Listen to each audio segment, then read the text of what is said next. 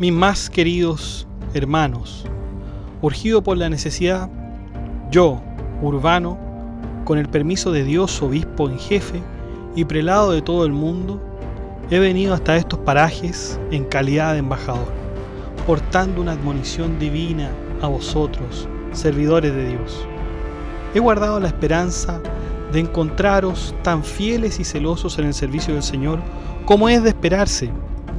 Pero si hay alguna deformidad o flaqueza contraria a la ley divina, invocando su ayuda, haré lo que más pueda para erradicarla. Porque el Señor os ha puesto como servidores ante su familia. Felices seréis si os encuentra fieles a vuestro ministerio. Sois llamados pastores, enmerados por no actuar como siervos. Vosotros habéis visto el gran desorden que estos crímenes han producido en el mundo. Es tan grave en alguna de vuestras provincias, he oído, y tan débil vuestra administración de justicia, que difícilmente puede uno viajar de día o de noche sin ser atacado por ladrones, y, ya sea que se esté en casa o lejos de ella, siempre se está en peligro de ser despojado bien por la fuerza, bien por el fraude.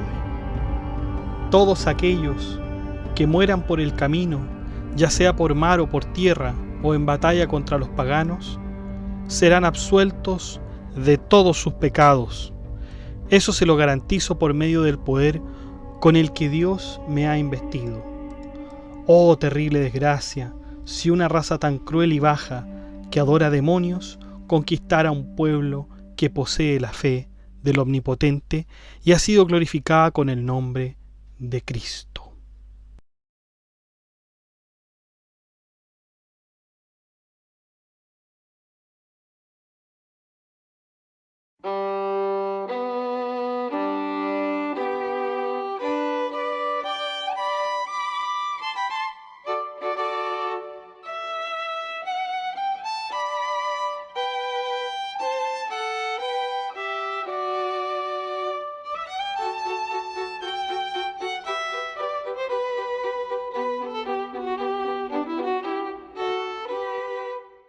Bienvenidos todos a Filosofía Apuntes y estamos con esta breve historia sobre las cruzadas. Vamos a ver todas las cruzadas, todo lo que implicó y ¿por qué? Porque es uno de los aspectos más interesantes de la historia medieval y también del campo de la filosofía porque nos ayuda a comprender hasta dónde puede llegar el ser humano por sus ideales. Las cruzadas fueron momentos álgidos de la Edad Media, donde dos religiones beligerantes se enfrentan, el catolicismo y el islam. Y estas dos religiones son excluyentes una de las otras, aunque comparten ciertos elementos en común. Sin embargo, aquí solo puede quedar una en pie luego de esta masacre que realmente significaron las cruzadas. Así que sin más dilación, vamos allá.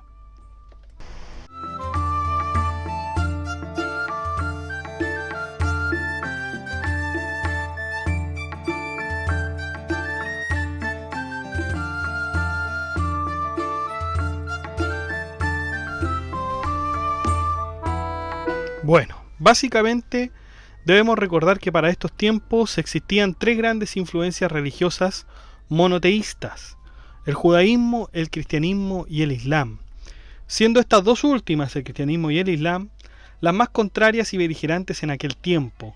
Los cristianos y musulmanes lucharon por los territorios conquistados para alcanzar su supremacía de cualquier modo.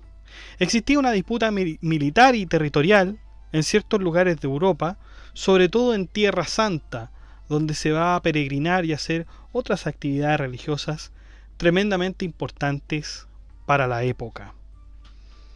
En el año 711, los musulmanes invadieron la península ibérica desde el norte de África, pues los visigodos, que tenían tomado este territorio, se rindieron ante Tarik, un berebere musulmán.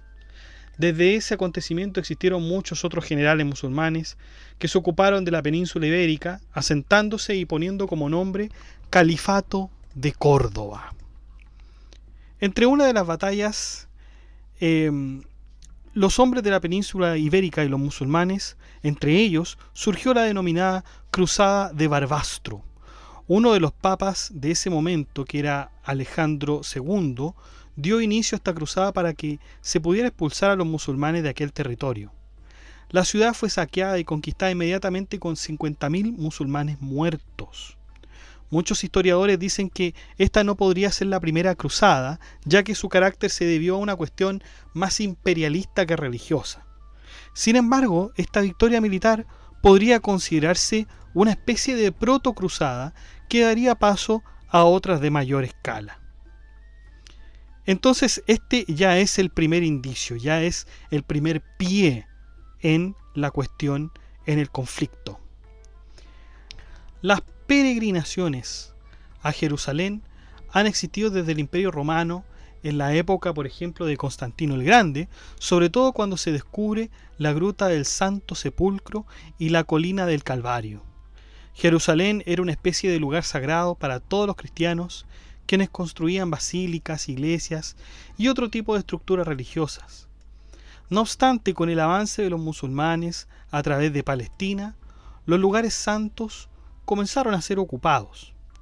No fue hasta que el mismo Carlomagno tuvo que establecer acuerdos con los musulmanes, específicamente con Harún al-Rashid, para que los cristianos fueran respetados en sus viajes a tales sitios religiosos, cosa que los musulmanes respetaron sagradamente cuando hablaron con Carlomagno. Uno de los papas que organiza el primer llamado a batirse con los musulmanes para recuperar los territorios santos fue el Papa Urbano II, quien en el concilio de Piacenza envió mensajeros a hablar con el Papa y pedirle ayuda contra los musulmanes.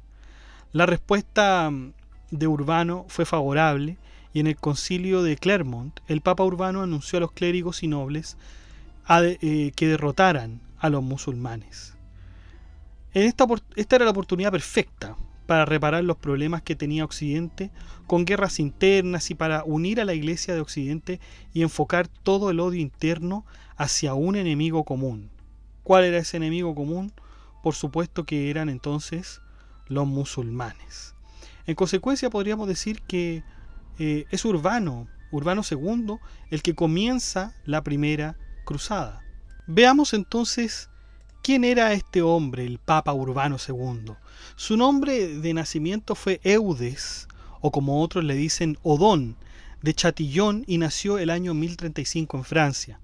Proveniente de la familia Chatillon-sur-Marne, después de sus estudios en Soissons y Reims, Urbano tomó la posición de archidiácono en la diócesis de Reims, la cual era la capital más importante de Francia. Esta posición la tomaría de 1055 a 1067 y luego en 1070 se convirtió en monje superior de Cluny. Ganó experiencia en los asuntos eclesiásticos. En el año 1079 se dirigió a Roma a proseguir sus estudios y posteriormente convertirse en cardenal y obispo de Ostia para el Papa Gregorio VII. En el año 1084, Gregorio VII lo envía como delegado del Papa a Alemania.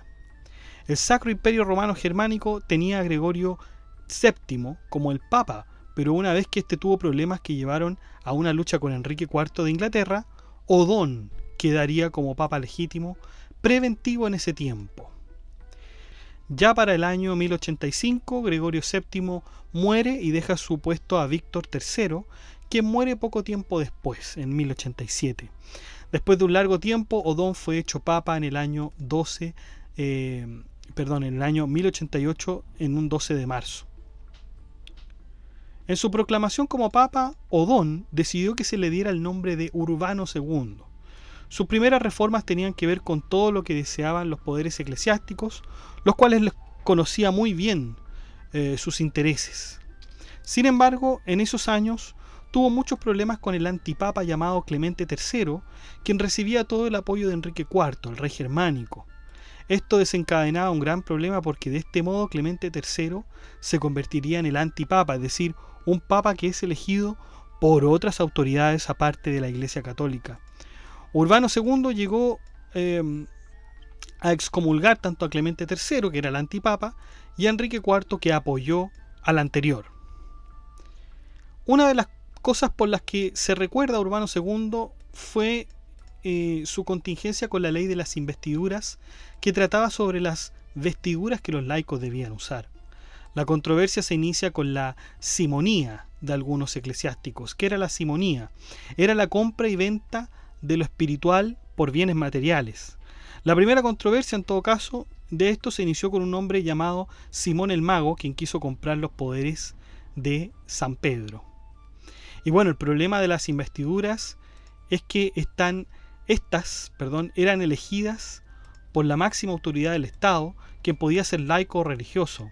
Por lo tanto, Gregorio VII como Urbano II lucharon porque la Iglesia fuera la que eligiera estas vestiduras y no los políticos. Y uno de los desarrollos más importantes que hizo Urbano II también fue a la curia romana, la cual se trataba de la administración papal dentro de la Iglesia, además de controlar la escuela de los cardenales. Ahora bien, la primera aparición del Papa Urbano II se dio justamente en el concilio de Piacenza, como habíamos dicho, donde se encontró con el emperador bizantino Alejo I, que le pidió ayuda contra los musulmanes que estaban apoderándose de Anatolia. La intención de Urbano era que al ayudar al emperador Alejo a alejar a los musulmanes de Anatolia, éste lograría una mayor unión de las iglesias en Europa, además de alejarla del poder de los turcos. A esta lucha que la Iglesia Católica tuvo con los musulmanes, el mismo Urbano II la llamó elocuentemente cruzada en el concilio de Clermont. Sin embargo, con el paso de los años, Urbano II trataba de reconciliarse con las otras naciones, pero no lo logró. De hecho, su conflicto con el rey Guillermo II se atenuó, y también con el célebre filósofo que nosotros ya hemos visto en los podcasts de filosofía, San Anselmo de Canterbury. De ahí que el único apoyo que recibió Urbano fue en Francia y Sicilia, además de España, ya que estaba en contra de que los musulmanes la tomaran. Siempre trató de conciliar a la Iglesia romana y griega, pero la verdad es que nunca lo logró. Su último proyecto en la cruzada fue tomar Jerusalén en 1099, pero la verdad es que esto nunca ocurrió. El Papa Urbano II muere un 29 de julio de 1099, siendo sucesor el Papa Pascal. En el año 1881, Urbano II fue beatificado por el Papa León XIII para que su día festivo fuera el 21 de julio. Ahí tenemos entonces la información de este Papa que comienza y le pone nombre a estas expediciones militares que él llamaba cruzadas. Sigamos entonces con las cruzadas. El jefe de la cruzada sería Alejandro Monteil, obispo de Puy, y jefe militar se pondría a Raimundo, conde de Toulouse. A pesar de que fue organizada militarmente, a esto se sumaron muchos otros hombres que, llevados por el afán religioso, vieron la oportunidad de quedarse con algunos territorios de Jerusalén. Conocido es el ejemplo de Pedro el Ermitaño, que movilizó a 15.000 personas para derrotar a los musulmanes y asentarse en Jerusalén. Sin embargo, más tarde el grupo se dividió y Pedro tuvo que saquear lugares solo, mientras el general Walterio Sanz-Savoie viajaba por su cuenta. No obstante, Pedro solo pudo detener el saqueo de Constantinopla, asentado con 20.000 personas que él mismo dirigió. Allí se tuvo que quedar esperando a los cruzados. Lamentablemente, los turcos invadieron el lugar y mataron a todos los que se asentaron en Constantinopla. Si no hubiera sido por la presencia de naves bizantinas, Constantinopla hubiera sido ocupada nuevamente por musulmanes. Otro de los militares fue Gotalcesco de Alemania, quien enfrentó a los judíos que eran acusados de llegar a los turcos en la cruzada.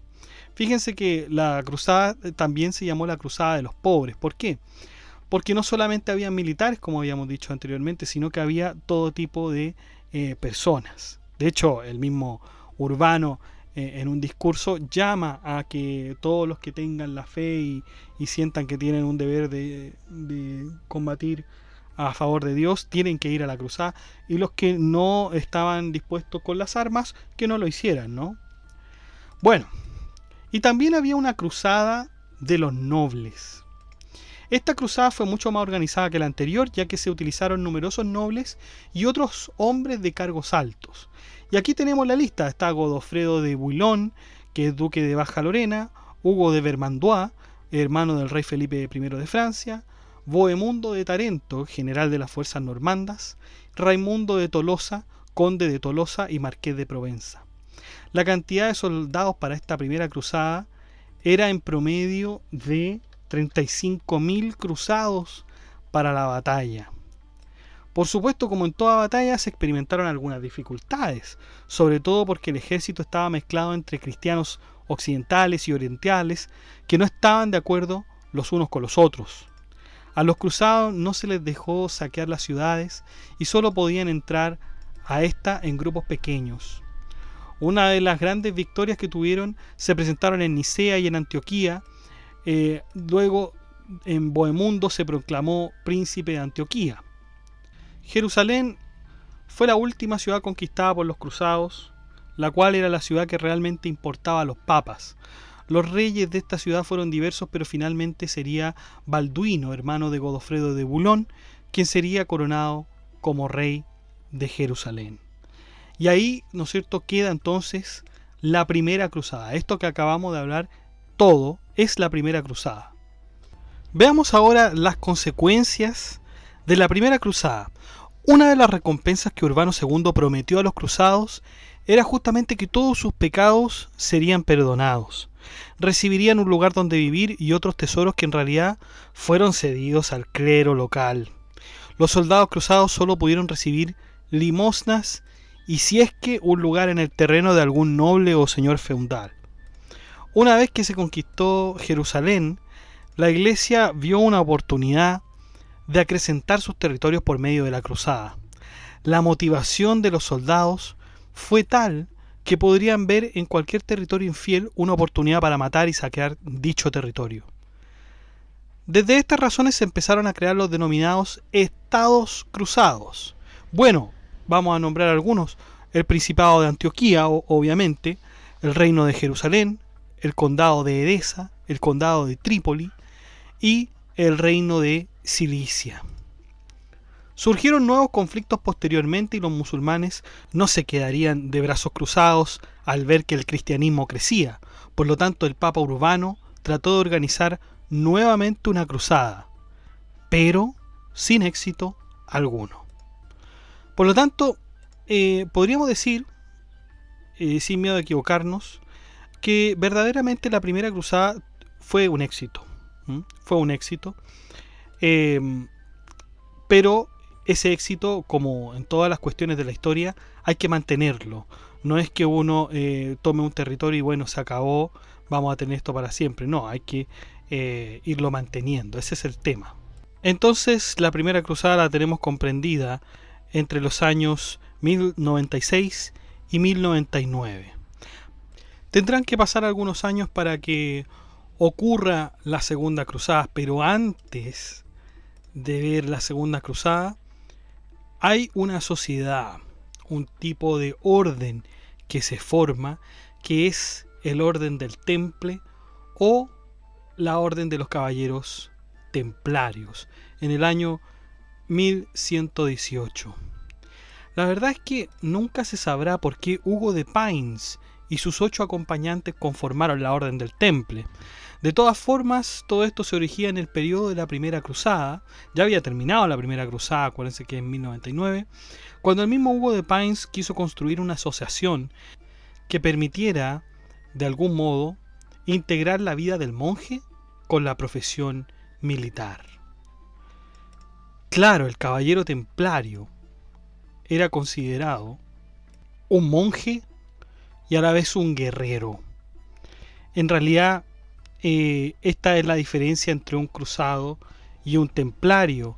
El templario básicamente es mitad guerrero y mitad monje, mientras que los cruzados son aquellos que participaron justamente de las expediciones militares, que son las llamadas cruzadas. No son necesariamente monjes. Bueno, en aquel momento reinaba Boudino I, quien aceptó esta asociación llamado los pobres soldados de Cristo. Este rey permitió a estos soldados vivir en Tierra Santa cerca del templo de Salomón, de ahí que recibieron el nombre de caballeros templarios por el templo de Salomón. El redactor de la orden fue el monje Bernardo de Clairvaux, quien fue el mismo que convocó el concilio de Troyes en el año 1128, donde fueron reconocidos por el Papa Honorio II. Los caballeros templarios debían hacer un voto de pobreza, castidad y obediencia a los superiores, de ahí que tengan este carácter de monje por los votos, donde todos sus bienes pasaban a formar parte de la orden. De ahí que la jerarquía sea la siguiente: estaba en primer lugar el gran maestre, el maestre, los comendadores, caballeros, escuderos y finalmente los sirvientes. Estos solos podían rendir cuentas al Papa, excluyendo así a los obispos y reyes que gobernaran en ese tiempo. Su economía, que estaba protegida por los nobles, les hicieron ser los hombres más ricos de Europa en ese tiempo.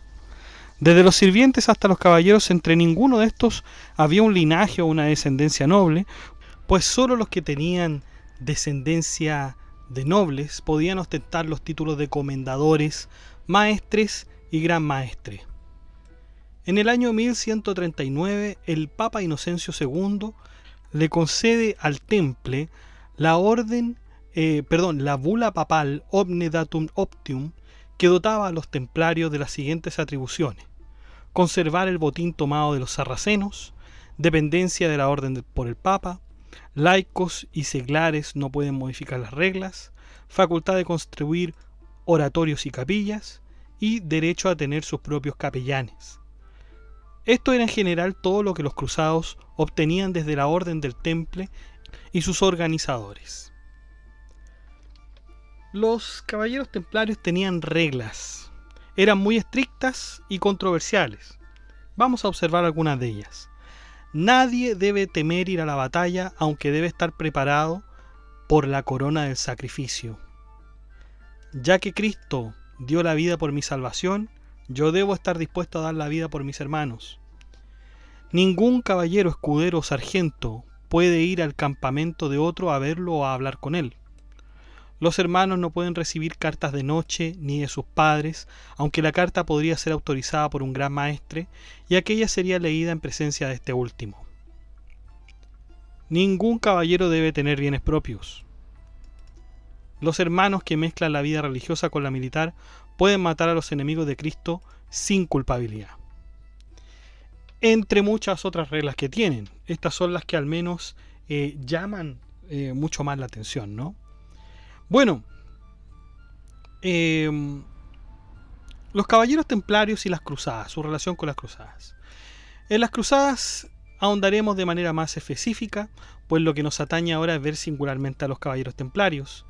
La relación con la iglesia, la iglesia tenía una lucha encarnecida para apartar al rey de los asuntos eclesiásticos, como lo vimos en la querella de las investiduras.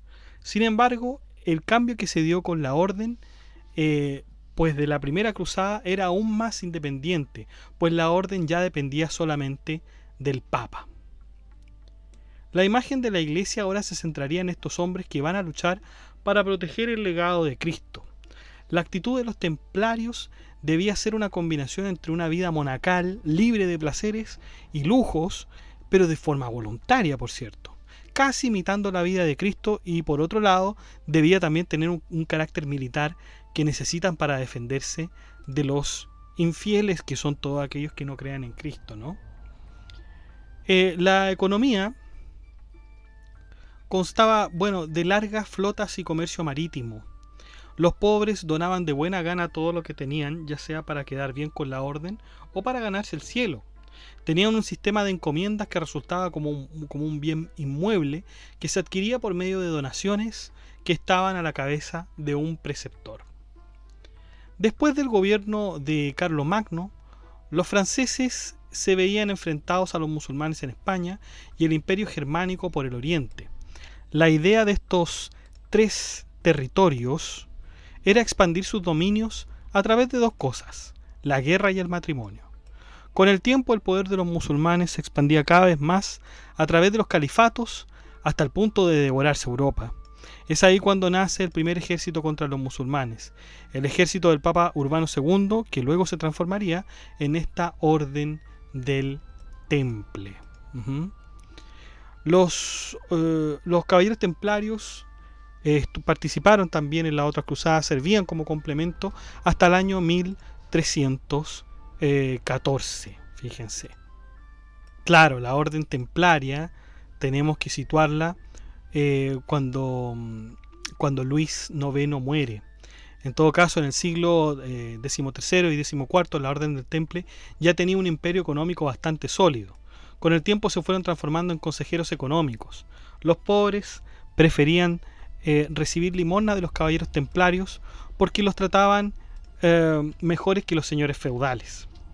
Uno de los reyes que vio como una oportunidad perfecta la caída del Temple fue Felipe IV el Hermoso, quien aprovechó la caída como un movimiento político.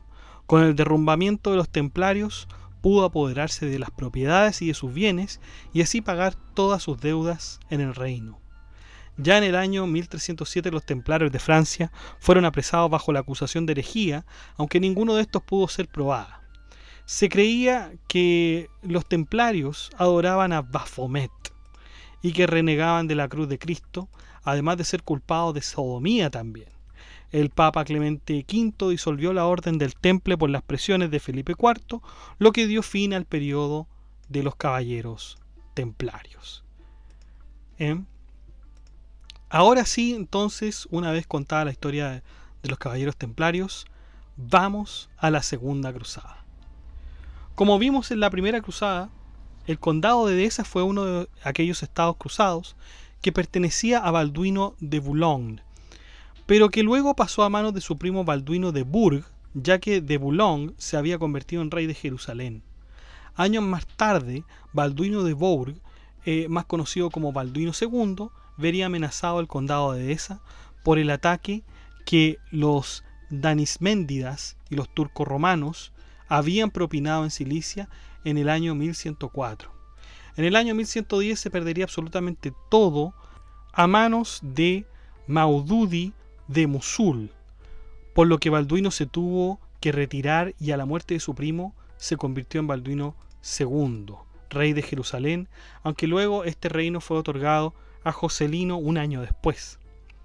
Joselino murió en el año 1131 y lo sucedió Joselino II, que trató de recuperar el condado, pero fue tomado prisionero y murió en el año 1159 en la ciudad de Alepo, siendo derrotado por Nur ad-Din. Esta urgencia que trajo la caída de Dehesa llevó al comisionado papal a que Bernardo de Claraval predicara la Segunda Cruzada. Lamentablemente esta cruzada no tuvo los mismos ánimos de la anterior. La convocatoria había sido muy pobre. Sin embargo, no fue hasta que Luis VII de Francia decide unirse a la cruzada que ésta recibió los ánimos que merecía. Bernardo decía que era necesario llevar la cruz de la batalla para que todos los pecados fueran perdonados. Con un acalorado discurso, Bernardo agitó las masas y todas las personas presentes se volvieron caballeros cristianos. Ahora, otro efecto que tuvo este llamado, esta prédica de Bernardo de Claraval, fue que los cristianos se enfrentaran con los judíos también, liderando estos una masacre. Fue un efecto colateral. Bueno, en el año 1148 el abad Bernardo dio la autorización para atacar la península ibérica. Los cruzados llegaron hasta Portugal para deshacerse de la amenaza musulmana en Lisboa. Los musulmanes que estaban ahí eran los llamados moros, que finalmente tuvieron que rendirse por falta de suministros en la ciudad. Todos los españoles y portugueses fueron decididos a recuperar tierras en la península, lo que efectivamente así ocurrió, pues pudieron derrotar a los almorávides. Para 1149 ya estaban reconquistadas todas las tierras de la península ibérica. Los cruzados de la Alemania tuvieron más problemas para enfrentar. Quien se destacó en esta parte de Europa fue Conrado III, quien viajó a Tierra Santa desde Alemania, causando graves bajas a los enemigos infieles. A Conrado III se le unió Luis VII de Francia, y ambos, enardecidos por el discurso del abad Bernardo, decidieron ir por vía terrestre a Jerusalén. Conrado III regresó al Sacro Imperio Romano Germánico y murió el año 1152. ¿Qué pasa con Francia? En esta ocasión también se unirían los ingleses que junto con los franceses decidieron dirigirse a Tierra Santa. Manuel I Comneno, rey del Imperio Bizantino, no quiso participar profundamente en la cruzada, pero envió a soldados a vigilar a los cruzados de Francia y Alemania. Dejó que los ejércitos de estos dos países pasaran libremente por sus dominios del Imperio Bizantino. Sin embargo, Manuel se quejaba del ejército de Luis VII, pues sus soldados saquearon el territorio bizantino una vez que derrotaron al enemigo. Las relaciones entre estos dos reyes fue un tanto difícil, pero nada que liderara a un mayor conflicto. Finalmente Luis VII pudo derrotar a los turcos de Éfeso, librando una pequeña batalla que casi le costó la vida. Luis VII fue el primero en llegar, seguido por Conrado III, que llegó después. Mientras estos llegaban y se reunían para otro ataque hacia los musulmanes, en Damasco el gobernador decidió reunir fuerzas y prepararse para enfrentar a los cruzados. En el concilio de Palmares en Jerusalén se decidió atacar la ciudad de Damasco. Unos preferían atacar a los zéngidas y otros la ciudad de Damasco, y finalmente se decidieron por esta última. Sitiaron la ciudad de Damasco, la cual ya había estado fortificada y poblada de soldados, pero ni aquello fue suficiente. Nur ad-Din y Mu'in ad-Din atacaron a los cruzados, pero sus esfuerzos fueron infructuosos. Sin embargo, tanto los cruzados como los musulmanes sentían desconfianza en sus propios bandos. En efecto, ¿quién se quedaría con qué parte? Esto produjo que finalmente el sitio a Damasco no se produjera. Conrado volvió a Constantinopla y Luis permaneció en Jerusalén, mientras Bernardo de Claraval se sentía terriblemente decepcionado por el hecho, muriendo en el año 1153. Entonces, ya para 1149, ya esta cruzada no tuvo éxito, porque es la disputa, ¿no?, de los territorios, donde no se pudo llegar a un acuerdo y abandonaron el lugar, ¿no es cierto? Abandonaron el lugar los que se supone que tenían que arrollarlo, ¿no?, y quedarse con eso. Pero bueno, así termina la segunda cruzada, no con tanto éxito como la primera.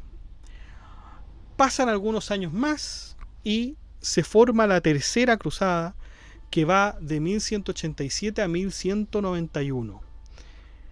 Y esta es sumamente distinta, muy conocida, por cierto. Fíjense que los musulmanes se hacían cada vez más fuertes al emplear distintas uniones, como por ejemplo Siria y Egipto. Con Siria y Damasco unificada, el rey Nur ad-Din Zangí en el año 1163 emprende una expedición a Egipto con su sobrino Saladino. Este defendió Egipto y junto con Siria conformaron una oposición cristiana. Con el tiempo Saladino se quedaría con los territorios de Egipto y Siria. En el año 1187, Saladino, adivinen qué se toma: Jerusalén. En un comienzo Saladino se enfrentaba contra sus propios aliados musulmanes para entrenar. Derramó mucha sangre, pero un cargo de conciencia le sobrevino. Una experiencia le indicaría que para poder resarcirse de todos sus pecados tenía que tomar Jerusalén. Por otro lado, teníamos a unos líderes indiscutidos del cristianismo, quien era el famoso Ricardo Corazón de León, el sucesor de Enrique II de Inglaterra. Y bajo esta sucesión, Ricardo sería rey de Inglaterra y del norte de Francia también. Era un devoto católico que quería recuperar Jerusalén a toda costa. Tanto su padre como su madre habían colaborado con las cruzadas anteriores y él seguiría obviamente el destino de ellos. Vamos con los antecedentes. Las noticias de la caída de Jerusalén llegaban a Europa antes de la llegada del obispo de Josías de Tiro, a quien los cruzados habían enviado por ayuda a Sicilia. Guillermo II de Sicilia se comprometió a ayudar mandando flotas al este, mientras que el Papa Urbano III, al recibir la noticia, falleció. Su sucesor, Gregorio VIII, hizo el llamamiento para que se iniciara la tercera cruzada. Sin embargo, antes de que pudiera organizarse una tercera cruzada, una lenta recuperación se estaba dando en Oriente. Conrado de Monferrato había embarcado en Tiro con una pequeña flota italiana y un número de seguidores, con lo cual Conrado se consideró suficiente para enfrentar a Saladino. Esta, por supuesto, fue una decisión riesgosa, pues quería enfrentarse él solo a Saladino, que tenía todo un territorio unificado, era imposible. Esa fue una de las primeras discusiones. Bueno, la primera batalla es la batalla de Jatín. En esta batalla, en la que Conrado decidió luchar solo, los cruzados fueron brutalmente masacrados. La mayoría fueron descuartizados y los que sobrevivieron se les ofreció convertirse al Islam, pero ninguno aceptó.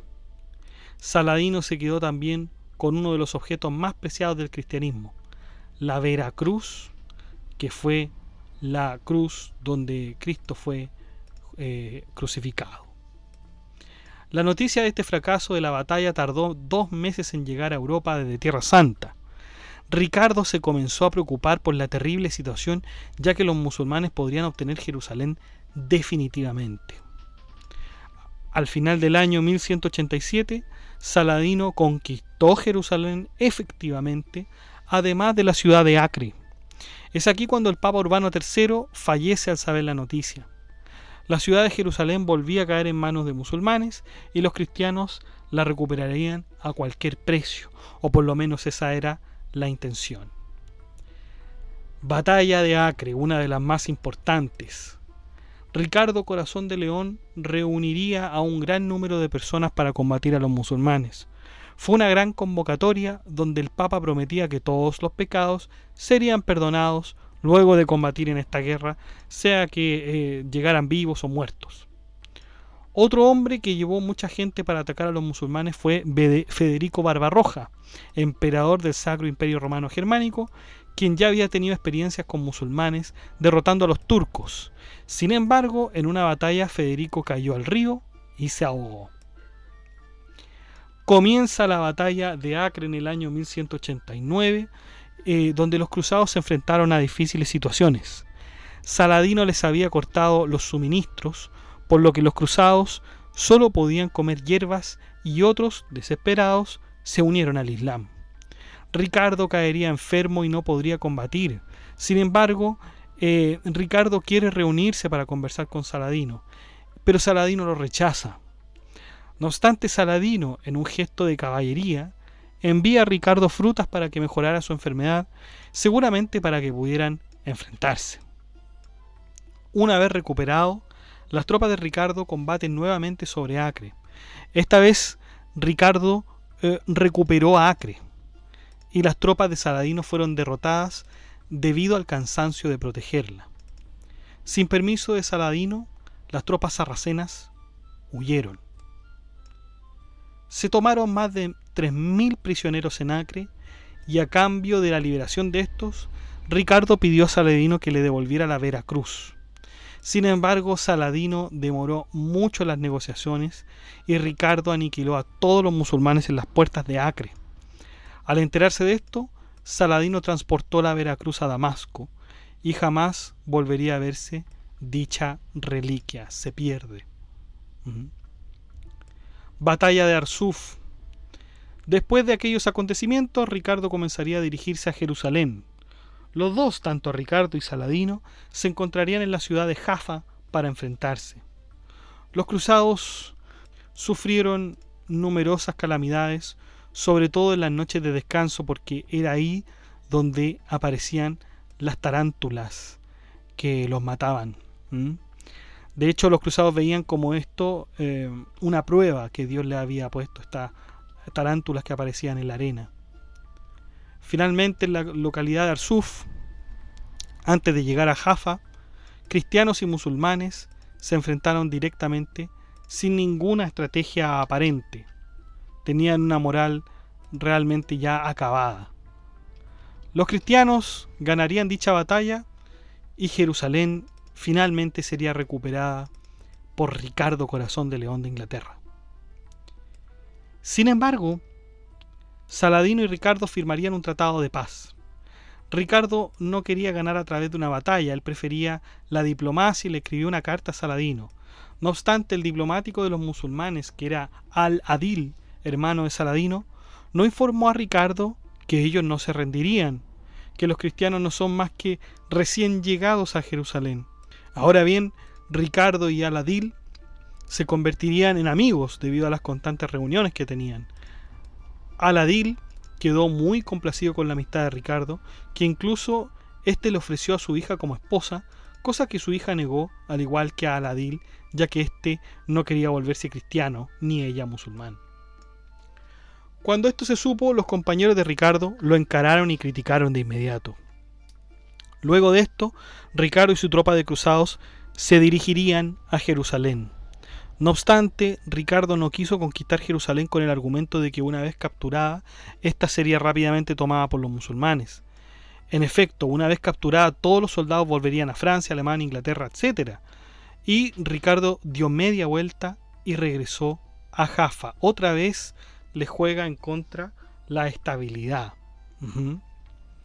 Porque capturada, entonces, justamente como dijimos, todos los soldados de todos los países distintos tendrían que irse y quedaría ahí Ricardo solo. Por otro lado, el hermano de Ricardo, que era Juan, estaba tomándose el poder de Inglaterra en ausencia de Ricardo. Claro, Juan, que era hermano de Ricardo, le decía al pueblo, bueno, este hombre se fue de Inglaterra, fue a una lucha personal, no se preocupó de Inglaterra y como él está en estas cruzadas, entonces yo me pongo como rey y Ricardo, va a ser excluido simplemente. Entonces Ricardo estaba en una posición muy difícil porque todavía no estaba asentado en Jerusalén, ya había retrocedido, y por otro lado su hermano estaba haciendo estragos en su país, ¿no? Entonces Ricardo Corazón de León tenía dos opciones. En primer lugar, dejar la Guerra Santa y dejar Jerusalén, por lo tanto, a los musulmanes, o dejar Inglaterra para que sea tomada por su hermano Juan. Bueno, Ricardo optaría por quedarse con la Guerra Santa e intentar un último asalto a Jerusalén. Sin embargo, el asalto no se dio nunca, ya que Ricardo ordenó a sus soldados que volvieran a la costa. Los soldados de Saladino, sin hacer caso a este, se enfrentaron obviamente a los cristianos en las costas de Jaffa, pero fueron aniquilados rápidamente. Se firma un tratado de paz, donde Ricardo se quedaría con las costas de Jaffa y la ciudad de Acre, mientras que Jerusalén quedaría tomada por los musulmanes. Los cristianos podrían transitar libremente por Jerusalén, a pesar de que estuviera en poder musulmán, no había ningún problema. Si los cristianos querían peregrinar a Jerusalén, lo podían hacer. Y bueno, Ricardo entonces se iría de Acre en 1192 y al regresar a Inglaterra, este fue tomado prisionero por el duque de Austria, Leopoldo. Luego fue puesto en libertad por el rey Enrique IV en 1194 y Ricardo muere el año 1199 por una flecha combatiendo en Francia. Saladino moriría un año antes, teniendo a todos sus correligionarios y soldados en su contra. En conclusión, bueno, podemos ver entonces que la Tercera Cruzada también fue un fracaso en obtener Jerusalén. Claro, ahora se les da un permiso a los cristianos, pero realmente ese no era el objetivo. Y bueno, pasarán algunos años más, porque ahora se nos viene la Cuarta Cruzada. Y la Cuarta Cruzada se comprende entre el año 1202 y 1204. Había terminado ya, obviamente, la Tercera Cruzada, donde Ricardo Corazón de León y Saladino se habían enfrentado. De hecho, la Tercera Cruzada es una de las más conocidas, se han hecho tantas películas, tantas series, novelas, etc. De aquí salió un acuerdo, como ya habíamos dicho, en el cual los árabes se quedarían con Jerusalén, pero los cristianos tendrían libre tránsito en aquel lugar, además de tener las costas de Acre. El tratado fue firmado en el año 1192. A comienzo del siglo XIII, el Papa Inocencio III mandaría cartas a las autoridades correspondientes con el propósito de organizar una nueva cruzada. Hasta ese momento solamente Urbano II, el de la primera cruzada, había sido el Papa que con mucho fervor había incitado una cruzada. Y Inocencio III lo haría tal cual. Lo haría pero tal cual. ¿Quién fue este Inocencio III? Fue un papa muy importante, ¿no? Su verdadero nombre era Lotario de Segni y nació en Gavignano en el año 1160.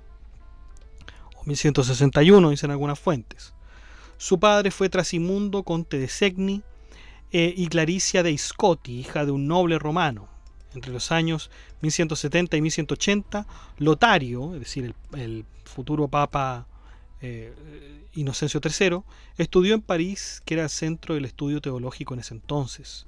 Sus profesores fueron Pedro de Corbeil, Pedro el Chanter, ambos teólogos muy letrados y distinguidos.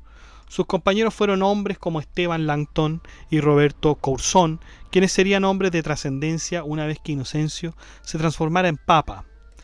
Su estancia y estudios en París le permitieron usar la Biblia como un instrumento práctico y útil en la vida diaria. Luego se trasladó a Bolonia para estudiar leyes, ya que la universidad de dicha ciudad era la más prestigiosa en cuanto a religión se trataba.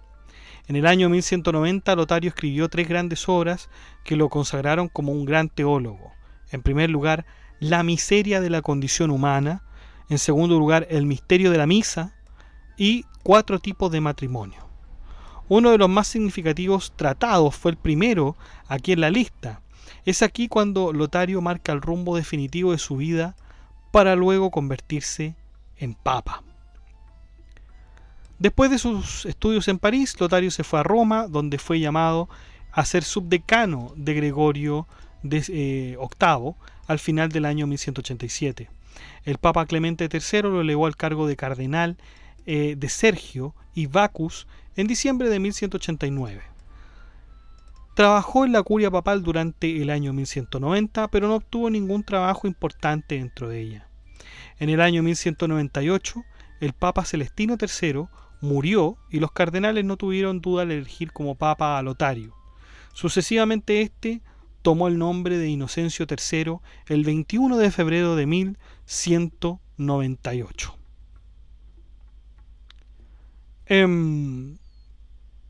Al principio de su pontificado enfrentó serios problemas.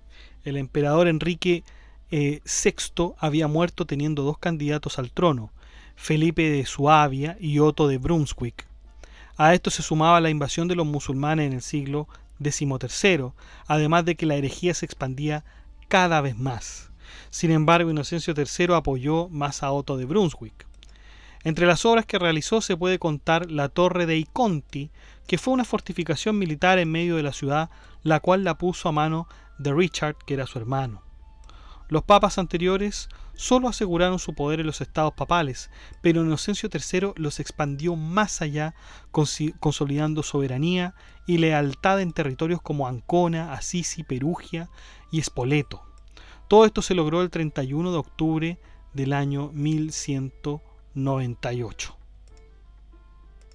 Con respecto a las cruzadas, en un principio Inocencio III no tuvo mucho apoyo, pero el poco que tuvo fue de grandes nobles como el conde Teobaldo de Champaña en 1199.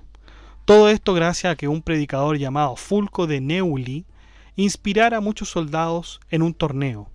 Reunieron bastantes caballeros cruzados y se dirigieron a Venecia para ver el soporte naval. Desafortunadamente, Teobaldo muere antes de zarpar con los cruzados, por lo que los varones tornaron su mirada a Bonifacio de Montferrato, quien parecía un hombre sensato. Este tenía familia en Bizancio y algunos estados cruzados, además de ser vasallo de Felipe de Suabia. Su hermano Conrado de Montferrato se casó con la hija del rey de Constantinopla, Isaac II, Esta se llamaba Irene Angelina. Sin embargo, Isaac II fue destronado por Alejo III. Bajo este motivo, tanto Bonifacio, Felipe y el hermano de este, llamado Alejo, el joven, Alejo el joven así se llamaba, necesitaba apoderarse de Constantinopla para sacar a Alejo III. Bonifacio propuso cambiar el rumbo de la cruzada, es decir, en vez de dirigirse a Tierra Santa, se dirigirían a Constantinopla. No obstante, Inocencio III se negó rotundamente. Alejo también trató de convencer a Inocencio, pero no tuvo mejor suerte que Bonifacio. Finalmente, Inocencio III sí accedió a que el rumbo para Tierra Santa se lleve a cabo cruzando Constantinopla. Ahora bien, tuvieron problemas. El primer problema fue que tuvo relación con las flotas de Venecia. En el año 1202 se supone que Francia ayudaría a Venecia para armar una flota. Sin embargo, los cruzados se dieron cuenta que no tenían los recursos apropiados, tenían muchas provisiones que no necesitaban. Fue un gasto muy grande, por lo que Venecia ni Francia fueron capaces de solventar los gastos incurridos. El líder de esta cruzada era Dogo Enrico Dandolo, quien era duque de Venecia, un hombre de mucha sagacidad y prudencia a pesar de tener 90 años. Este hombre, que para tiempos de la cruzada estaba ciego, propuso que Francia ayudara a Venecia en la captura de la ciudad de Zara, actual Croacia, y así pudiera pagar la deuda mediante el botín. Pero el gran problema era que Zara era una ciudad cristiana. ¿Cómo es posible que los cruzados invadieran una ciudad cristiana? Lo que pasa es que Zara siempre tuvo conflictos con Venecia y Dogo quería deshacerse del poderío de la ciudad de Zara de una vez por todas. Inocencio no estuvo de acuerdo, pero para cuando se organizó esto ya no se podía hacer nada. De hecho, Inocencio III otorgó absolución condicional a los cruzados, pero no a los venecianos. Entonces, la Cuarta Cruzada va tomando lugar. Mientras tanto, Felipe de Suabia envía sus cuerpos militares a la ciudad de Zara. Si los cruzados detenían el reino de terror en Constantinopla, Alejo establecería una iglesia con subordinación a Roma y así le pagarían a los cruzados grandes sumas de dinero. Además, esto serviría para organizar otra cruzada a Egipto, centro del poder musulmán, pero esto nunca llegó a concretarse, ya que los cruzados no vieron con mucho interés atacar la ciudad. Los cruzados finalmente tomaron la ciudad de Zara en el año 1202, para luego dirigirse hasta Corfú, antes de llegar a Constantinopla en el año 1203. La ciudad de Constantinopla fue fuertemente atacada desde el norte. Los ciudadanos se volvieron en contra de Alejo III, quien se vio forzado a huir inmediatamente de la ciudad. Como consecuencia de esto, el nuevo rey de Constantinopla sería Alejo, hermano de Felipe de Suabia, quien tomaría el nombre de Alejo IV.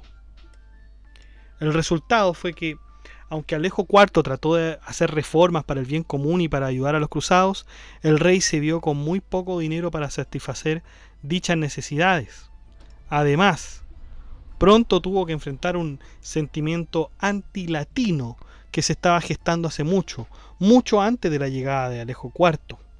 Los cruzados, quienes estaban tremendamente molestos por la situación, se sintieron engañados y atacaron la ciudad de Constantinopla el 12 de abril del año de 1204. Lo que siguió después de esto fue uno de los más crueles y viles saqueos de la historia. Los cruzados rompieron todas las condiciones, sobre todo con el voto de no ultrajar a ninguna mujer de Constantinopla. Cuando Inocencio III supo de esto, sintió la más profunda molestia y vergüenza por lo que habían hecho. Esto fue un cambio obviamente de los cruzados, ¿no? Inocencio III nunca estuvo de acuerdo con esto, mucho menos con la invasión a la ciudad de Zara, que era cristiana. De alguna forma, Inocencio III intuía la ambición de poder e interés de algunos aristócratas para atacar dicha ciudad. Y claro, como sabemos, Constantinopla fue tomada por el Imperio Latino, quienes eran los líderes de la Cuarta Cruzada. Inocencio pensó que esto reuniría a las iglesias latinas y griegas, pero no fue así.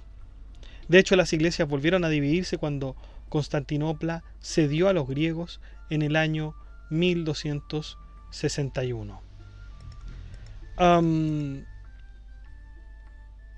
Y bueno, En todo caso, antes de haber atacado Constantinopla, los cruzados habían decidido que las elecciones del nuevo emperador se harían por el voto de 12 electores, 6 venecianos y 6 francos.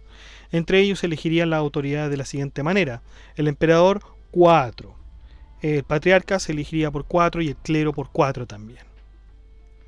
Entre ellos, venecianos y francos eligieron a un rey llamado Balduino de Flandes, que provenía de Francia, y a Tomás Morosini, que provenía de Venecia. Los cruzados llamaron a esto partición del Imperio Romano de Oriente, por lo que fundaron el Imperio Latino. Y este Imperio Latino en realidad no duró mucho, duró desde el año 1206 hasta 1261. Inocencio, por cierto, que quedaría totalmente decepcionado con todo lo ocurrido en esta cuarta cruzada. Inocencio III siempre fue un hombre muy estricto, enfrentó la herejía de una manera devastadora, aplicó las antiguas leyes del Imperio Romano para juzgar a todos ellos. También tenemos que hablar, por cierto, de los cátaros, que fueron resistentes a la conversión cristiana, y esta herejía permanecería hasta el siglo XVI, ¿no? Y bueno, la personalidad, como les había dicho, era un hombre muy duro. Y de hecho tenía en su pensamiento una frase muy famosa que la hemos dicho, ¿no? Que es propia de la Edad Media, porque en la Edad Media, filosóficamente hablando, siempre se habla de Dios como el ser a estudiar, a adorar. O sea, el hombre siempre está en segundo, tercero, cuarto, quinto, en último lugar. El hombre no importa nada, porque fíjense lo que dice Inocencio III: el hombre es excremento. El hombre es excremento. Lo que es realmente importante es Dios. El hombre está en el último lugar, ¿no? Bueno, esa fue entonces, fueron los resultados de la Cuarta Cruzada, 1202 a 1204, que fue considerada en realidad un desastre, incluso para los mismos cristianos, ¿no? Ahora, antes de pasar a la Quinta Cruzada, tenemos otra cruzada más, que es la albigense. Para el siglo XIII, Jerusalén ya no era el único objetivo de las cruzadas. Ahora cualquier pueblo con pensamiento distinto a la doctrina cristiana sería considerado un enemigo a acabar. La Iglesia consideraba mucho más terrible la herejía que se propagaba en Europa que la lucha contra los musulmanes. Y esto se debe a que la herejía era una especie de cáncer en el corazón de la cristiandad. En otras palabras, una cosa es decir que crees en Dios de distinto modo, y otra decir que no crees en Dios, sino que crees en otros dioses. ¿Y por qué se llama albigense? Porque esta cruzada va en contra de los cátaros, que también eran conocidos como albigenses, que era una religión gnóstica prominente en Europa. Se encontraban exactamente al sur de Francia, en la ciudad de Albi, por eso albigenses, ¿no? Y estos creían que en el mundo existían dos fuerzas: el bien, que era espiritual, y el mal, que era material. Un pensamiento totalmente maniqueo, ¿eh? Debido a esto, los cátaros creían que el hombre estaba atrapado en su cuerpo y que su espíritu debía salir, y evitar todo aquello que sea carnal. Por lo tanto, los cátaros vivían en austeridad, en castidad, y evitaban todo tipo de comidas que proviniera de la unión sexual. Creían en la resurrección y negaban el bautismo. Por eso la Iglesia, por eso les hicieron, ¿no es cierto?, la cruzada, ¿no? La Iglesia Católica Romana trató de extirpar de raíz a esta herejía por años. Uno de los misioneros que fue a convertirlos fue Santo Domingo, pero sus intentos fueron fallidos. Prácticamente los cátaros vivían en tranquilidad gracias a la tolerancia de Raimundo VI de Toulouse, quien encima era católico. Sin embargo, Raimundo fue excomulgado cuando se supo que era cómplice de los cátaros en el asesinato de Pedro de Castelnau, un monje cisterciense.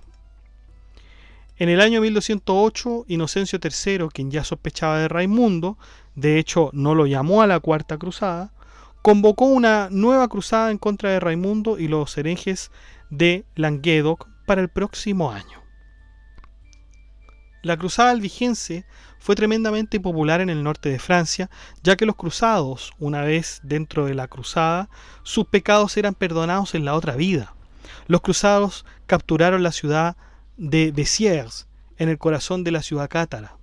El papado legal decía: mátenlos a todos, Dios reconocerá a los suyos. Esto lo dijo Arnaldo Amalrico, inquisidor papal. Fíjense lo duro que era este hombre. Y los cruzados tenían obviamente una gran duda: ¿cómo diferenciar a los cátaros de los cristianos? A estos les dijeron que solo no mataran a toda la población. Esa fue la orden. Entonces los albigenses se rindieron totalmente a los cruzados. La ciudad quedó en manos de Simón, señor de Montfort y conde de Leicester, quien además había servido en la Cuarta Cruzada. Simón aprovechó de capturar otras ciudades del territorio como Toulouse, lo que sirvió posteriormente para organizar otra cruzada. Tiempo después, Raimundo y su hijo Raimundo VII atacaron el norte de Francia para recuperar la ciudad de Toulouse en 1226. La cruzada albigense llegó a su fin cuando Luis VII llegó al trono, sacando a Simón de Montfort de Toulouse, más bien asesinándolo, no sacándolo, sino que asesinándolo. Y en ese momento Raimundo y Luis llegaron a un acuerdo de paz en Francia. Así la cruzada albigense terminaría sin lograr totalmente su objetivo, que era eliminar a los cátaros de Languedoc. Finalmente el Tratado de Meaux-París es firmado en 1229 junto con la boda de la hija de Raimundo VII y el hermano del rey de Francia, por lo que se consolidó el poder de la corona francesa. Esa es entonces nuestra cruzada albigense. Ahora sí podemos entrar a la Quinta Cruzada, que fue iniciada el año 1217 y termina el año 1221. Realmente no es tan corta como la anterior, pero sus acontecimientos sí lo son. Como dijimos, la Cuarta Cruzada fue frustrada, pero fue suficiente justificación para llevar otra cruzada. Se volvían a los objetivos de capturar Jerusalén y también de recuperar la cruz de la verdad, donde supuestamente Jesús había sido crucificado, la Vera Cruz. Inocencio III ya había aprendido de los errores de la Cuarta Cruzada y esta vez no había nada que pudiera detener sus planes. Todo estaba preparado, desde los grandes soldados hasta los entrenadores y predicadores de la Guerra Santa. Lamentablemente, antes de que se iniciara esta cruzada, Inocencio III muere repentinamente y es sucedido por el Papa Honorio III, quien se haría cargo de la cruzada. Uno de los primeros contingentes fue el país de Hungría, con el rey Andrés, cuya valentía lo llevó a alcanzar Acre en el año 1217. Sin embargo, había alcanzado poco con su llegada. No obstante, luego llegaron frisios, alemanes e italianos para sumarse a la misma cruzada. Estos habían aceptado, al igual que Ricardo Corazón de León en la Tercera Cruzada, tomarse Egipto para disminuir el poder musulmán. Aunque controversial, esta idea era aceptada por la mayoría de los cruzados. Lograron apoderarse de un puerto clave para los musulmanes, donde se encontraba la torre de Diameta. En este conflicto también lograron participar los franceses, entre los que se contaba con Pedro Montaigu, quien se convirtió en caballero para luchar en dicha cruzada, y Pelagio Calvano, que era el líder. Los cruzados al final pudieron tomar Diameta, liderados por Pelagio, para liderar la cruzada contra Egipto el año 1219. Al verse completamente atrapado, Al-Kamil, quien era el líder de los musulmanes, trató de negociar, pero Pelagio no estuvo nunca de acuerdo.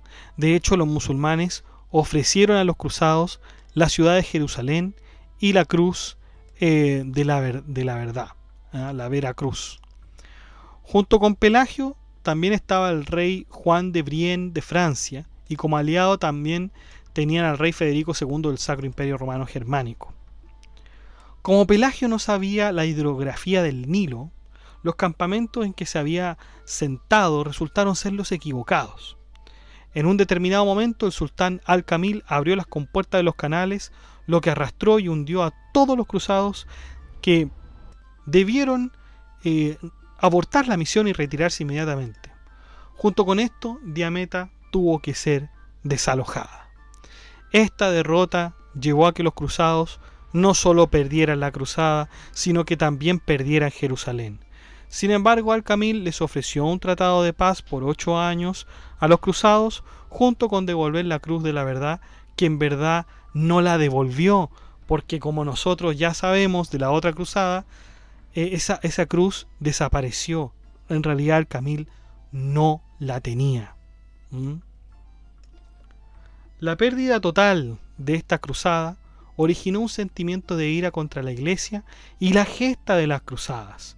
Se formó también un sentimiento antipapal, no solo en la literatura, sino que también dentro de la misma Iglesia. O sea, como se dice en buen chileno, ya estaba bueno ya. Estaba bueno ya. Pero a pesar de esto, a pesar de este sentimiento antipapal que describíamos en la Quinta Cruzada, se originó una sexta, el año 1228. 1228. Bueno, esta cruzada en realidad es bastante corta porque inicia el 28 y termina el 29, o sea, 1228 a 1229. Federico II, que era el emperador del Sacro Imperio Romano Germánico, se había envuelto en la Quinta Cruzada enviando tropas, pero no pudo acompañar a la armada directamente a pesar de los ánimos de Honorio III y Gregorio IX. Por otro lado, prometió involucrarse en una próxima cruzada una vez que fuera coronado como emperador en el año 1220. En el año 1225, Federico se casa con Isabela de Jerusalén con el objeto de clamar el territorio de Jerusalén. Federico salió de Brindisi, Italia, para Acre, que era el territorio de Jerusalén, pero una epidemia le impidió seguir y se devolvió a Italia. En el año 1227, Gregorio excomulga a Federico por no cumplir su voto para formar parte de la cruzada. Sin embargo, Federico no estaba preocupado de esto, ya que hace mucho tiempo quería el control de Italia a expensas del Papa. Gregorio piensa definitivamente que Federico II no es capaz o no quiere ir a luchar a las cruzadas, diciendo que ya son 2 intentos en los que rechaza formar parte. En el año 1228, Federico se dirige nuevamente hacia Acre, después de muchas negociaciones frustradas con el Papa, y Federico hace su primera parada en Chipre, país el cual había sido territorio tomado por Ricardo Corazón de León en la Tercera Cruzada. Cuando Federico llega a Chipre, intenta hacerse con el poder, pero entró inmediatamente en conflicto con el rey Juan de Ibelín, quien no quiso entregar el poder. A pesar de la negativa de Juan, Federico II se queda con el poder de Chipre. Federico II comenzó a tener problemas de lealtad dentro de las distintas facciones de los cruzados, que eran teutones y hospitalarios. Esto porque los cruzados supieron los problemas ocurridos entre Federico y el Papa Gregorio, quien lo había excomulgado. También influyó la adjudicación del territorio de Chipre, despojando a Juan de Ibelín de dicho reino. Entonces, con muy poco apoyo de la Armada Cruzada, Federico se vio envuelto en un dilema para tomar Jerusalén. Sin embargo, el sultán de la época, Al-Kalim, que ya habíamos hablado de la Quinta Cruzada, tenía sus propias luchas internas en Siria con unos rebeldes. Federico II le propuso formar una alianza para luchar contra el enemigo de Al-Kalim llamado Al-Nasser. Federico recibió algunos territorios de Jerusalén, lo que pronto lo haría coronarse como el rey de Jerusalén. Por fin. En el año 1229, Federico fue efectivamente coronado así, y a pesar de todas las insistencias de Gregorio IX contra Federico, el Papa tuvo que ver cómo es que se coronaba a Federico como el rey de Jerusalén. Desde aquí se marcan 2 precedentes importantes. La cruzada podía lograrse sin el poder papal, así como lo hizo Federico, y los judíos serían nuevamente excluidos del territorio de Jerusalén. Acto seguido se sigue una tregua de 10 años entre los musulmanes y los cristianos. Entonces ¿Son resultados felices los de la Sexta Cruzada? Parece que sí. ¿En qué sentido? En el que hubo muy poca batalla. No se hizo tanto por la batalla, sino que se recuperó o se reconquistó Jerusalén por medio de negociaciones. Y lo que es peor, se logró sin el Papa, sin la intervención del Papa. O sea, Federico lo hizo prácticamente con su pura voluntad. No se iba a asociar exclusivamente con el Papa, no, él lo hizo por sí mismo. Entonces parece ser que cada vez más vemos que las cruzadas se van concretando menos, se van logrando no a través de la violencia, digamos el objetivo último que es recuperar Jerusalén, sino que se va haciendo a través de acuerdos con respecto al territorio. Parece que ya aquí vemos que las cruzadas no son para nada entonces la solución. Sin embargo, a pesar de que hay acuerdo y todo, la verdad es que se realiza otra cruzada, ¿no? Liderada por Luis IX de Francia. Fue la máxima expedición que hubo en la Edad Media y en la Guerra Santa que se liberaba en Europa. Sin embargo, aunque fue el estado más poderoso en Europa en esos tiempos, la batalla no estuvo exenta de dificultades. Los árabes no dieron tregua y el sitio fue muy difícil de lograr. 1248, estamos en el año 1248, esta cruzada nos dura desde ahí hasta el año 1254. Vamos viendo los antecedentes o el contexto. En el año 1244, los joresmitas fueron desplazados por los mongoles que tomaron Jerusalén para unirse con los mamelucos de Egipto. Esto implicó nuevamente que Jerusalén fuera tomada por los musulmanes, pero esto ya no sorprendía a los cristianos, quienes veían que la ciudad era tomada y recuperada una y otra vez. Además, ya no había ánimos para otra cruzada porque Europa tenía otros problemas internos que atender. El Papa Inocencio IV y Federico II continuaban su lucha por el poder. Sin embargo, Inocencio IV lo desposeía cada vez que tenía oportunidad, por lo que el Sacro Imperio Romano no tenía fuerzas para enfrentar una cruzada. En Inglaterra también no había ningún interés, porque Enrique III tenía una lucha con Simón de Montfort. El único que estaba interesado en una verdadera cruzada en ese tiempo era, como habíamos dicho, Luis IX de Francia. Y Francia era el estado más fuerte y vigoroso que tenía Europa en ese entonces, sobre todo después de la cruzada albigense, donde tomaron el control absoluto del territorio. Su ejército contaba con nada más ni nada menos que 15.000 hombres, que incluían 3.000 caballeros y 5.000 arqueros que navegaban en 36 botes desde Aigues Mortes y Marsella. Todo esto preparado en el año 1248, listos para zarpar. Esta cruzada fue tan costosa como las anteriores. Sin embargo, el objetivo de Luis IX no era Jerusalén propiamente tal, sino más bien Egipto. Luis IX llegó a Damieta, en el Nilo, en el año 1249. Este tenía la idea de que apoderarse de Egipto sería conveniente, ya que en el territorio había trigo y cereal con el que podía mantener alimentados a los soldados, además de ser un lugar sumamente estratégico para el ataque.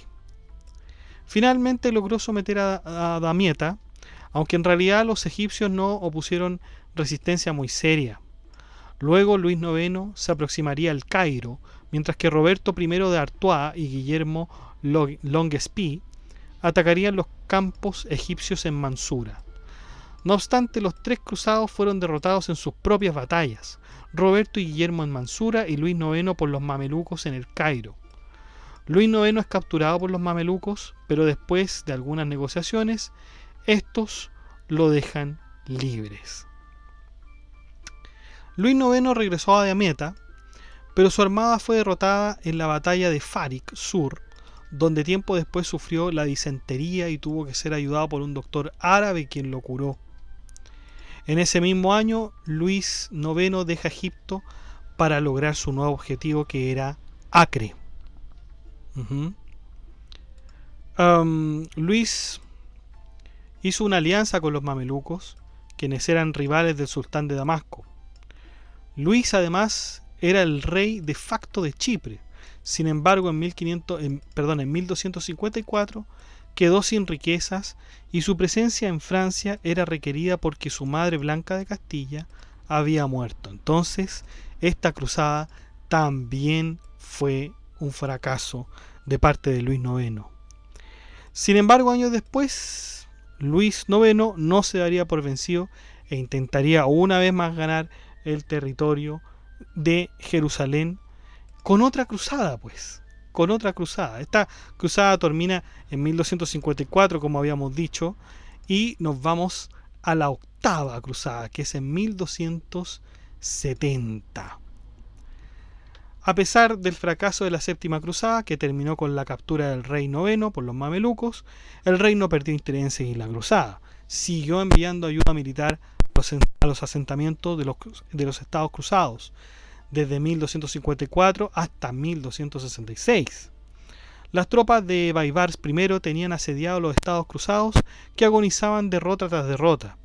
Al ver esto, Luis IX informa al Papa Clemente IV que entrará nuevamente a la cruzada. Luis IX toma la cruz en el año 1267 en una asamblea con sus nobles. Sin embargo, la respuesta a sus intenciones fue menos animosa a lo que fue la séptima cruzada. Fue acompañada por un contingente aragonés de parte de Jaime de Aragón, que zarpó desde Barcelona en 1269. Lamentablemente, Jaime fue atrapado por una tormenta y debió retornar a Barcelona y dejar la cruzada para siempre. Solo sus hijos Pedro Fernández y Fernán Sánchez pudieron continuar su viaje hasta Acre, pero al verse con muy poca armada tuvieron que devolverse. En ese mismo año, Luis IX intenta apoderarse de Túnez, ya que pensaba seriamente que en esa ciudad se encontraban los suministros de Egipto. Incluso Luis IX pensaba que podía convencer al rey califa del reino para que se convirtiera al cristianismo. En el año 1270, Luis llega a Túnez, no teniendo mucha resistencia de parte de la armada. Se queda en el lugar esperando encontrarse con Carlos de Anjou, su hermano, quien también se uniría a la cruzada. No obstante, una epidemia de disentería y una peste que se propagaba por toda África mató a miles de cruzados, incluyendo al mismo Luis y sus hijos. Carlos llegaría después de la muerte de su hermano y de sus sobrinos. Debido a las enfermedades propagadas en el territorio, los musulmanes y los cristianos llegaron a un trato donde se permitiera la libre circulación de cristianos en Túnez. Esto benefició a Carlos de Anjou, quien además recibió una indemnización por la guerra. Los ingleses llegarían después de que los cristianos se fueran. Eso deja paso para la novena cruzada, pues los ingleses se dirigían a Acre el próximo año. Y bueno, esta octava cruzada, como habíamos dicho, solamente nos dura el año 1270, porque el próximo año 1271 comienza la nueva cruzada, desde 1271 hasta 1272. Luego del fracaso de la octava cruzada con Luis IX, el rey había dado un préstamo a Eduardo I de Inglaterra. En noviembre del año 1270, Eduardo viaja a Sicilia gracias a la ayuda de Carlos de Sicilia. Junto con Bohemundo IV de Antioquía, Eduardo se prepara para tomar la tierra sagrada o la tierra santa de Jerusalén. En mayo del año 1271, Eduardo llega a Acre con un contingente de no más de 1000 hombres y 225 caballeros. Cuando Eduardo llegó a Acre, Baibars I tuvo que cambiar sus planes para defender el territorio. Las fuerzas de Eduardo eran mucho menos que la de los mamelucos, por lo cual el rey se vio forzado a realizar paseos militares, lo que hoy sería conocido como redadas. Bajo esta estrategia, Eduardo pudo capturar Nazaret. A Eduardo se unió Hugo III de Chipre y junto con los hospitalarios, los teutones y los templarios, hicieron redadas en la ciudad de Cacún. Rápidamente los musulmanes abandonaron los castillos y fuertes que tenían, pero Eduardo no los tomó. De hecho, pudieron hacer retroceder a Baibars en Acre. Baibars se encontraba en Damasco reuniendo un gran ejército para contraatacar las fuerzas de Eduardo. Esta vez Baibars I y su ejército que además era integrado por egipcios, pudieron vencer a las fuerzas cruzadas teniendo un gran éxito. La cruzada finalmente termina con una tregua de 10 años realizada el año 1272. Si bien permanecieron en paz, Baibars siempre dudó de Eduardo, pues este tenía planes para organizar otra cruzada más. Sin embargo, esto no ocurrió, pues ya no estaban los ánimos de parte de los reyes ni del Papa. Esta es entonces, muchachos, la breve historia de las cruzadas. Históricamente se dice que son solamente 8, digamos, llegaríamos desde la primera que advertimos hasta la octava. La novena no la llaman propiamente cruzada, ni la décima tampoco. Pero bueno, aquí hemos visto al menos la mayoría de las cruzadas, tomando también la cruzada albigense y la orden de los templarios también, que bueno, no es una cruzada propiamente tal, pero es algo necesario entender en las cruzadas, que hubo esta orden, que existió esta orden, junto con otras también. ¿Ah? Pero bueno, esta es una breve historia, ¿no? Esa es la idea. Como conclusión, bueno, podemos ver que las cruzadas en su mayoría fueron todas un fracaso. Fue muy difícil apoderarse de Jerusalén. Es un sitio importante tanto para los musulmanes como para los cristianos. Porque bueno, sabemos que Jerusalén es importante por la historia cristiana, ¿no es cierto? Jesús, etc. Pero también fue importante para los musulmanes porque Mohammed visitó esta ciudad antes de ascender a los cielos, ¿no es cierto? Entonces era importante para los dos. Y bueno, alguno de los dos tenía que entrar en conflicto y se produjeron estas cruzadas, que podríamos decir que solamente la primera tuvo un éxito, algo que podríamos llamar éxito, ¿no? El resto en realidad fueron un fracaso. Bueno, también podría llamar a la sexta, ¿no? A la sexta cruzada también la podríamos llamar un cierto éxito, un éxito parcial, porque nuevamente es invadida Jerusalén por los mamelucos, entonces ahí también hay otro impedimento para llamarla éxito, ¿no? Pero bueno, las historias de las cruzadas no hay que olvidarlas, porque es lo que el hombre está dispuesto a hacer por una religión, ¿no? Cuando le invaden su territorio, bueno, el hombre reacciona, pero fíjense lo importante en todo caso que ocurre con Federico.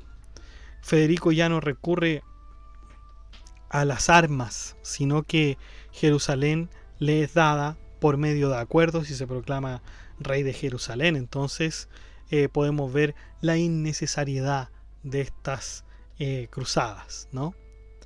Y bueno, eso ha sido todo, muchachos.